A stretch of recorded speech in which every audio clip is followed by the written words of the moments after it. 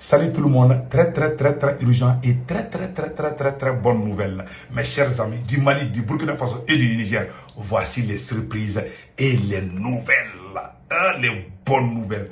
Le Mali, le Burkina Faso et le Niger ont tous notifié la CEDEAO par rapport au retrait de ces trois pays. La CEDEAO avait dit qu'elle n'avait pas été notifiée officiellement. Maintenant, c'est fait. Le Mali a écrit sa notification, le Burkina Faso a écrit sa notification et le Niger aussi a écrit sa notification. Ces trois pays ne sont plus membres de la CEDEAO. Mes chers amis, mes parents, mes frères et sœurs du Mali, du Burkina Faso et du Niger, restons derrière nos autorités de la transition. Soutenons nos autorités de la transition.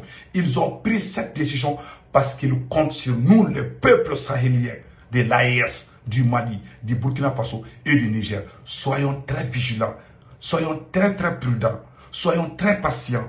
Les bonnes nouvelles, je vous dis, c'est la fin de la pauvreté du Mali, du Burkina Faso et du Niger. Le président malien l'a dit il y a 10 jours de cela, au moins de 2 semaines. Le président malien, Assimi Goïta, a dit que c'est la fin de la pauvreté. Peut-être dans peu de temps on peut souffrir, mais nous allons nous en sortir. Ces trois pays ont déjà notifié. Et la deuxième bonne nouvelle qu'on vous dit aujourd'hui, au moment où je vous parle, les trois armées du Mali, du Burkina Faso et du Niger sont en train de faire des entraînements intensifs et des opérations aéroterrestres contre les terroristes dans la zone des trois frontières. Quatrièmement, mes amis, au moment où je vous parle, le Mali, le Burkina et le Niger sont en train de se doter des armements de la dernière génération, turque, russe, chinoise et iranienne. Et quatrièmement, mes chers amis, les diplomates chinois, les diplomates iraniens, les diplomates russes et les diplomates turcs sont tous en train de travailler avec l'AES. Mes chers amis, il y a des puissances derrière l'AES aujourd'hui. Et je vous garantis, dans un an, l'AES, la zone de l'AES sera la zone la plus puissante. Ça, je vous dis aujourd'hui. Et la cinquième bonne nouvelle, au moment où je vous parle aujourd'hui, mardi 30 janvier 2024, au moment où je vous parle, mes chers amis, vous savez ce qui se passe.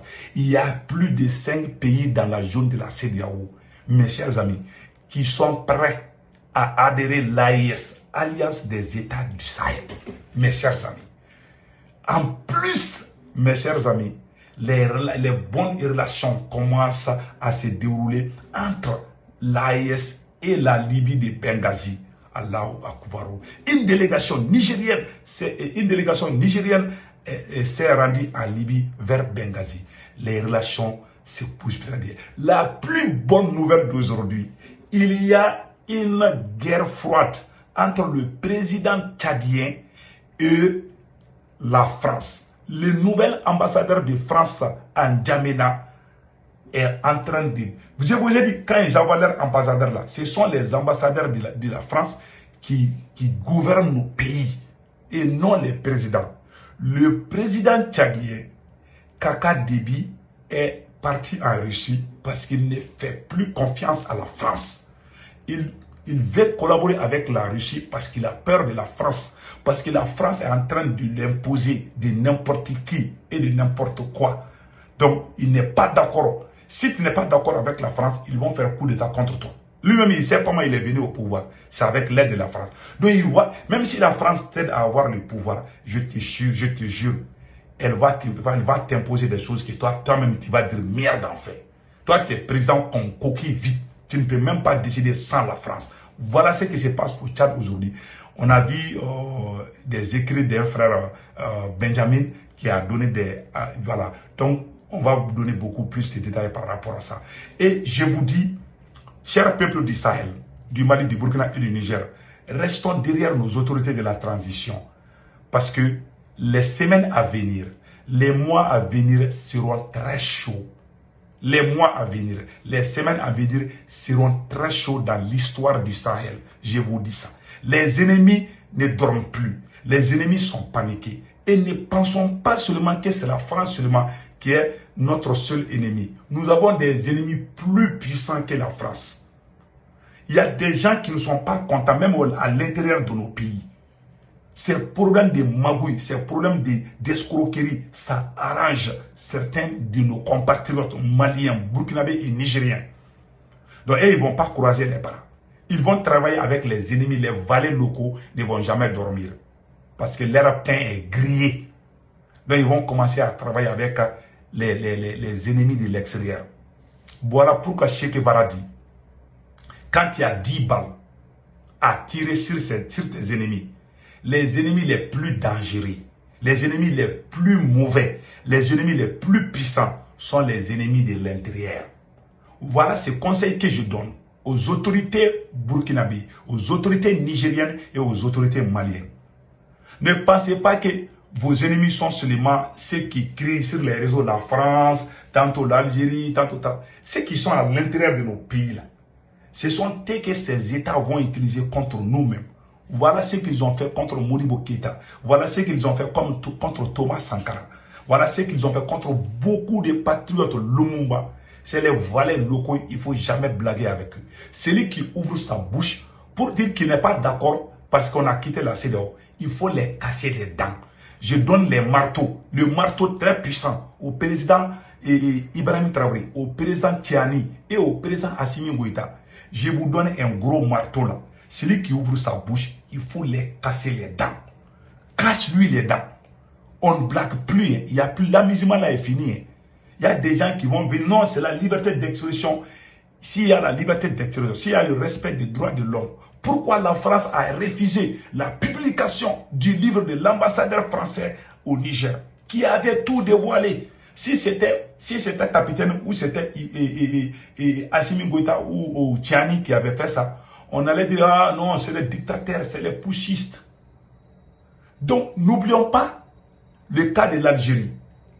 Au moment où je vous parle, les terroristes qui ont tué les Maliens, les terroristes qui ont tué les Nigériens, les terroristes qui ont tué les Burkinabés sont maintenant en Algérie. Ils sont en train de bien manger en Algérie. Ils sont bien nourris en Algérie. Maintenant, l'Algérie leur fournit des armes pour qu'ils commencent leurs sales besoins. Cette guerre arrangeait beaucoup l'Algérie, plus que n'importe quelle nation. Ce n'est pas la France seulement. Hein. Il y a Nagali où il est en Algérie, non? Tous ces gens de la CEMA qui ont collaboré, qui ont fait de l'alliance avec les terroristes pour tuer les Maliens, ils sont où? Ils sont en Algérie. Donc faisons beaucoup attention à nos pays voisins. Et il y a quelque chose qui m'a beaucoup plu. Le ministre des Affaires étrangères du Burkina Faso a dit que nous ne sommes pas en guerre contre la CEDEAO. Je répète, nous ne sommes pas en guerre contre la CEDEAO. Le ministre des Affaires étrangères du Burkina Faso l'a bien dit, M. Traoré. Il a dit que le Mali, le Burkina et le Niger ne sont pas en guerre contre la CEDEAO. Nous avons de bonnes relations avec les pays voisins. Nous ne voulons pas qu'ils se mêlent dans notre affaire. Voilà tout. On n'a rien contre les Ivoiriens.